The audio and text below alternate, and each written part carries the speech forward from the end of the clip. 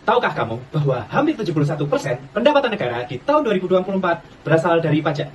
Uang pajak inilah yang akan digunakan untuk membangun jalan, membangun sekolah, membangun gedung rumah sakit, maupun fasilitas umum lainnya. Namun, bayangkan jika uang saku negara ini macet karena orang-orang tidak mau membayarnya. Faktanya, rasio kepatuhan pajak di Indonesia pada tahun 2024 mengalami penurunan sebesar 85,75%. Pertanyaannya adalah, jika wajib pajak tidak patuh, apa yang harus dilakukan oleh negara? Apakah cukup hanya untuk menegur dengan sopan atau harus dipaksa?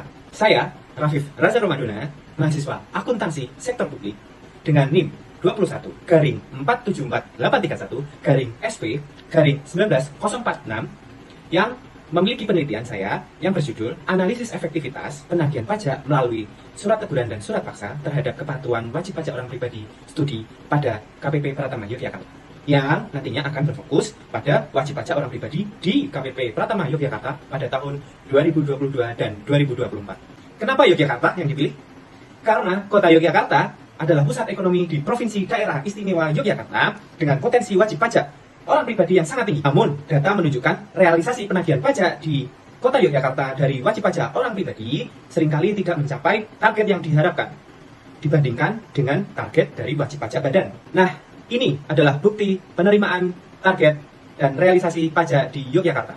Masalah utamanya adalah masih banyak wajib pajak orang pribadi yang masih menunggak. Otoritas pajak memiliki dua senjata utama, yaitu surat teguran sebagai pencegahan atau preventif dan surat paksa sebagai hukuman atau represif. Oleh karena itu, saya ingin membuktikan bahwa dua senjata utama tersebut dalam penagihan pajak apakah mampu dapat membuat wajib pajak orang pribadi melunasi utang pajaknya. Adapun tujuan dari penelitian saya adalah menganalisis efektivitas kepatuhan pajak dan menganalisis efektivitas pencairan pajak melalui surat teguran dan surat paksa pada periode tahun 2022 sampai 2024. Saya menggunakan metode kualitatif deskriptif, di mana saya tidak hanya menghitung beberapa angka, tetapi saya juga terjun langsung dan mewawancarai Bapak Agus selaku Kepala Seksi P3 dan Mas Ilham selaku Jurusita di KPP Yogyakarta. Surat teguran ternyata tidak efektif. Adapun untuk perhitungan rasio efektivitas kepatuhan pajak melalui surat teguran seperti berikut.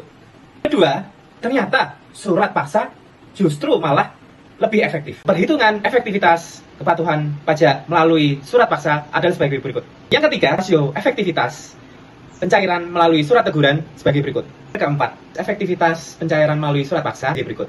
Harapan saya ke depan adalah agar kesadaran untuk taat pajak tumbuh dari hati, bukan karena takut untuk disita nanti.